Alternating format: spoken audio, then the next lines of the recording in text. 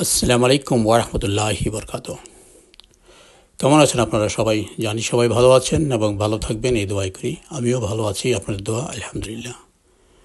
এই পর্বটি ছিল ঈদের লাস্ট পর্ব। আমরা ঈদের দিন খুব ঘোরাফেরা করলাম, এদিক ওদিক গেলাম, নামাজ পড়লাম, অনেকের সাথে দেখা হয়েছে, কোলাকুলি করলাম, আলোকি করলাম। কিন্তু যেমন একটু আনন্দ ছিল মনে, আবার অনেক দুঃখ ছিল মনে। কারণ আমরা যারা প্রবাসে থাকি তাদের দুঃখ কোনো শেষ নাই।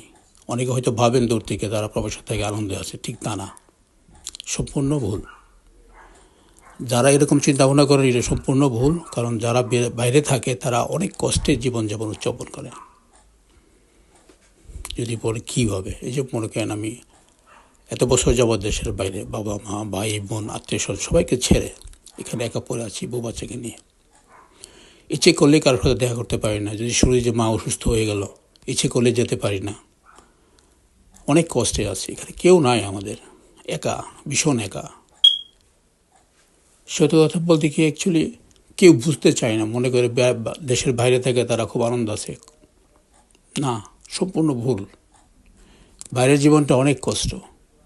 আপনারা তো যাই করে সুখে থাকেন দুঃখে থাকেন, একসাথে সবাই আছেন। একজনের বিপদে আপদে একজন আসতেছে, একজনের বাসায় একজন যাচ্ছে আছে ঘুরতেছে, ভালো লাগতেছে। কিন্তু আমাদের এখানে তো কেউ নাই, একেবারে একা। মাকে নিয়ে আসছিলাম, যে মা থাকলো না, চলে গেল। বাবা আমার এখানে ভালো লাগে না, বলে এখানে একেবারে জেলখানার মতো লাগে। কাউকে চিনি না, যায় না, সারাদিন ঘরে বসে থাকা, এদিক ওদিক ঘোরাফেরা কীভাবে করবো, কাউকে চিনি না, জানি না। অ্যাকচুয়ালি আমরা অনেক কষ্টে থাকি, এটা অনেকেই বুঝে না। যারা থাকে তারাই একমাত্র বোঝে যে আমরা কত কষ্টে থাকি এখানে। জীবনটা অনেক, সত্যি অনেক কষ্টের। বাইরে থাকি ঠিকই, বা সবসময় মনটা পড়ে থাকে দেশে, বাবা মার কাছে, ভাই বোনদের কাছে।